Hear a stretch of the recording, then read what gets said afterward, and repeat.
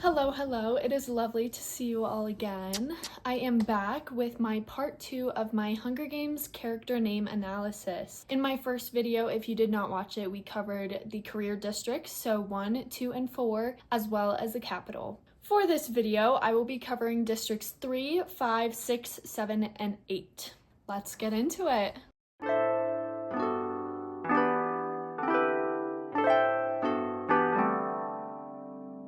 I do have to say, after doing a little bit of digging when it comes to District 3, I was surprised that District 3 was not considered a career district because 1, 2, and 4 is a little strange if you ask me. But I did a little bit of digging, and not only is technology a huge part of the games with the mutts, the arenas, all of that stuff, District 3 and the people I mentioned in District 3 heavily aided the rebellion, and I don't think District 3 necessarily shared the same values as the career districts, seeing as 1, 2, and 4 specifically trained for the games, whereas those involved with technology like BD and Ampert weren't necessarily the brawn type, they were more the brains, which is obvious. Also, I am so sorry, I totally forgot Mags's name in my last video, what is wrong with me? She somehow slipped through the cracks, so I'm gonna do a quick little analysis on her name. She comes from District 4, which as we know is for fishing. A lot of people theorize that Mags is short for Margaret, and Margaret in Greek means pearl. Pearls symbolize or represent the journey of the soul on the way to perfection, which, I don't know, I think is a cute meaning. It also symbolizes purity, wisdom, and status. This applies to Mag's character through and through, as she was this guiding hand to not only Haymitch but Katniss and Finnick and a ton of other tributes. It was clear she had an impact on those who surrounded her, which I think is very sweet. I'm gonna start with District 3. District 3 is known for electronics and technology, and we have a few pretty big names stemming from this district. Wirus, Beatty, and then we're introduced to Beatty's son in Sunrise on the Reaping, Ampert. We'll start with Beatty. Beatty's first name stems from the British Thermal Unit, or the abbreviation of that, BTU. First two letters, Beatty. And the British Thermal Unit is used to measure heat or thermal energy when measuring energy. That's all I could find on that. His last name, Ladier. Can't talk today, apparently. Anyways, I'm going to be taking from the Hunger Games Wiki because I wasn't able to find all that much. When I looked it up, it said Laudier, which is a milkman, and that doesn't really have any correlation to Beatty's character. The Hunger Games Wiki says Beatty's last name could be a version of the surname Laudier, which belongs to a French chess grandmaster, Joel Laudier. Pretty telling to his character, as Beatty is the brains in a lot of the rebel operations, and with the new information we have from Sunrise on the Reaping, he has been planning and using his knowledge to help this rebel cause for a while now. We're going to move on to Ampert, his son. So Ampert is pretty self-explanatory. It's amp or ampere, which is a SI, which is just the overall worldly system that we use. It's the base unit of an electrical current. The suffix of Ampert's name, ERT, means a person or thing with a characteristic property or function, and seeing that Ampert went into the games with a specific purpose to blow up the underground water tank, this is a pretty good parallel to his character. We're moving on to Wirus. Wirus is also pretty self-explanatory. It's stemming from the word wires, which, as we all know, has a lot to do with technology. The suffix of her name, ESS, turns a word into a feminine word or a feminine name. Pretty simple in my opinion. I think Wirus is a wonderful character, and it's great that we get to see more of her character in Sunrise on the Reaping after we see what has happened to her in Catching Fire. The rest of the names I was able to find on District 3 characters are pretty self-explanatory for the purpose of their district and relating to their district. One of them, Dio, stems from diode, which is a one-way semiconductor, meaning that the current is controlled in one direction or encouraged to go in one direction. Example, a light switch or an LED. When you switch it, it turns on, yada yada. Another option I was able to find for this was a Roman descent name, Lucius Cassius Dio, who was a Roman historian in Greece, and he published 80+ volumes on Roman history. Seeing that a lot of the capital names come from ancient Roman descent, I think I'm going to lean with Diode a little bit more because it's on par with the district. But continuing on, Coil, A coil is used in the realm of technology in many ways. The main way a coil is used is in a circuit which provides a magnetic field for energy, or a form of electrical resistance or inductance. Inductance means the induced voltage, so the more tightly wound a coil is, the more inductance or energy that will be brought into it. This is going to be a little tidbit for later on, but Nikola Tesla was also known for his Tesla coil, which is kind of shaped like a T. I'm going to put a picture in right here. High voltage at low currents. Very revolutionary, if you ask me, who knows nothing about technology. We've got lect. From my research stemming from the word dialect. Dialect is usually associated with language. We're going to be reaching a little bit here. Seeing that coding is a form of technological language, I think that's the way that Suzanne Collins was framing it. Don't quote me. We've got circ, which is the first part of the word circuit. And a circuit is just a route where the energy goes. From the dictionary, it says a roughly circular line, route, or movement that starts and finishes at the same place. So a circuit will be a channel for energy or electricity. Now we've got Tesla, is a play on the word Tesla or referencing Nikola Tesla. He is obviously a very famous inventor and known for creating the AC or alternating current induction motor. No further comment because I don't know anything about this. Hopefully you guys are learning something alongside me. Moving on to District 5. District 5 is known for energy production. One of the main characters we see from District 5 is Foxface. We never know her name as we are reading the Hunger Games from Katniss's perspective, and Katniss didn't really pay attention to the other tributes' names. But from what we see from Foxface's character, she is very clever and witty. There are a lot of theories surrounding her character death, which I will not comment on because I don't know. But if you guys have any theories or something you think is canon, comment below. All right, we've got Heishel. I needed the Hunger Games Wiki's help for this one. A lot of these were more obscure, but they theorize that it's a blend of hydro, which is water power, and chemical, which is a fairly large energy source. So, anion.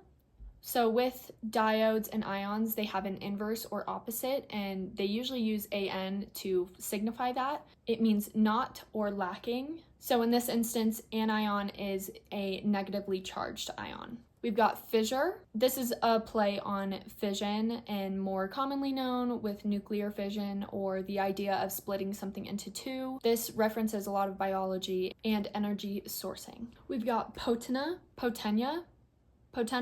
I think this is a play on potential or having power or influence over something, and a lot of physicists use the energy potential or joules as a way of measuring energy. Potential energy is a huge part of studying energy and measuring it, so I think that's what it is in relation to the district. We've got HY, HY. This is either hydro or it is short for hydrogen, which is used in a lot of chemistry, science, energy, that kind of thing. That's all I was able to come up with. We'll see. Finally, we've got Sol, S-O-L. I think this is either in reference to solar power, and seeing as Sol is a Latin word for sun, and the sun symbolizes and represents light and energy, I think this directly aligns with District 5's role in energy production. Now we're going to talk about District 6. District 6 is known for transportation, and there are a few names from here, not a lot from what I was able to find. We've got vélo. Vélo in French and German means bike, and bikes are used for transportation, fitting for the district. We've got miles. This can either mean mileage on a car or a vehicle. Pretty straightforward. Welly. We see welly in Sunrise on the Reaping. Welly is either a wheel or Wellingtons, which in the UK is a boot. Also used for transportation. A tread, meaning tread. Tread is a manner or sound of someone walking, but because District 6 is transportation, my guess is that it's more related to tread on a vehicle or wheels. We also have the morphlings from Catching Fire. We don't get to know their real names, but I think this brings an interesting theory, seeing as District 6 is known for transportation and There are mentions of Panem having a drug problem stemming from District 6. Other than that, I haven't read that much about it, so I don't know all that much. But seeing as the Morphlings were victors in a past sense, it is understandable that they are addicted to a drug that they can easily get. I did not realize there was so much history in the Hunger Games. We have a lot of the names from past victors, one of which, Titus, who is mentioned quite a bit. He is known in his games for committing the act of cannibalism, and this was one of the only instances where the game makers were appalled by someone's actions in the Hunger Games. I think it's crazy because there are so many traumatic events that happen to the victors and the tributes in the games.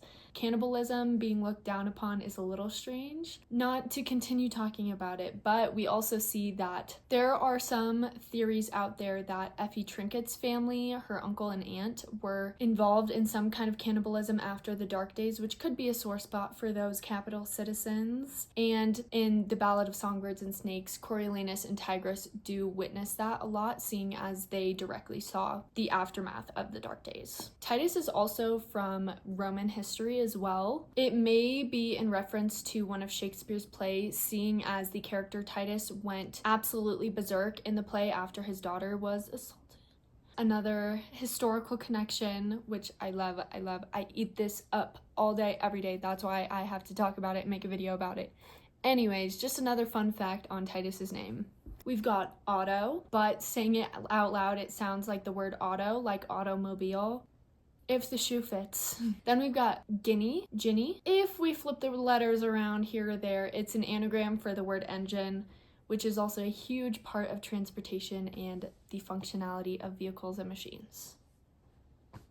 Suzanne, you've done it again. For District 7, we actually get a pretty good list of names coming from District 7 compared to the other districts. And one of my favorite characters who comes from District 7 is Joanna Mason. We meet her in Catching Fire, and she is a force to be reckoned with. Her first name, Joanna, comes from an Hebrew origin. It means God is gracious. Her last name, Mason, means stoneworker or builder, which I think is in direct relation to her district. Talking about her character type, I think her name is a representation of this double-sided coin we see. Clearly, Joanna has been heavily hurt by the Capitol, and we see that in her rage and how she presents herself to the games. But she also shows these softer moments throughout the books, even though her and Katniss don't necessarily directly get along. She has these moments of empathy and caring for the other tributes, seeing as they all share this same pain. Anyways, love Joanna. Heartwood is one of the first names that comes up when you look up District 7, and heartwood is the dense or inner part of a tree trunk, so it yields the hardest timber. Next, we have bircher, which represents a birch tree. Birch trees symbolize resilience and adaptability. Autumn is a Latin word for fall, which symbolizes change and the harvest and the changing of seasons. Ringina is in correlation to the rings on a tree, or a visual representation of that tree's growth. It's also an indicator of other things that have happened within that tree's timeline, such as forest fires, droughts, rainy seasons, and so on. The INA of Ringina's name makes it into a feminine word. It also is used in composition and with musical instruments. I think that's really cool. Blight. It's funny, I've never heard this word before except for when I read ACOTAR. That was like the first instance of hearing that word.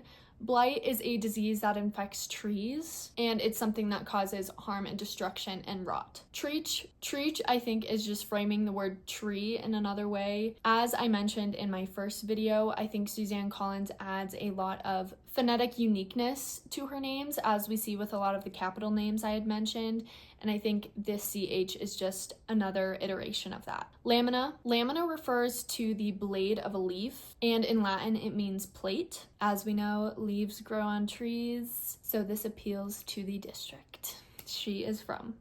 All right, we are kind of speed running this video a little bit. Now we are on to District 8. District 8 is known for textiles. There's no one super notable that comes from District 8. We do have Sweet Wovie, who we see in the Ballad of Songbirds and Snakes. Wovie is a take on woven, or the past tense of to weave. With weaving or with clothing, baskets, whatnot, weaving is a huge factor in that. Bobbin. Bobbin is a spool or a cylinder that holds yarn, wire, film, tape, and more. We've got Alana. This one was a little obscure in my opinion, so I'm taking from the Hunger Games Wiki for this. It says Alana is a portmanteau of Alana, a female given name, and a lawn or a lightweight textile. Ripman. Ripman is another word for a seam ripper and comes with the territory, sewing, fashion, fabrics, textiles. It's in the realm. Notion.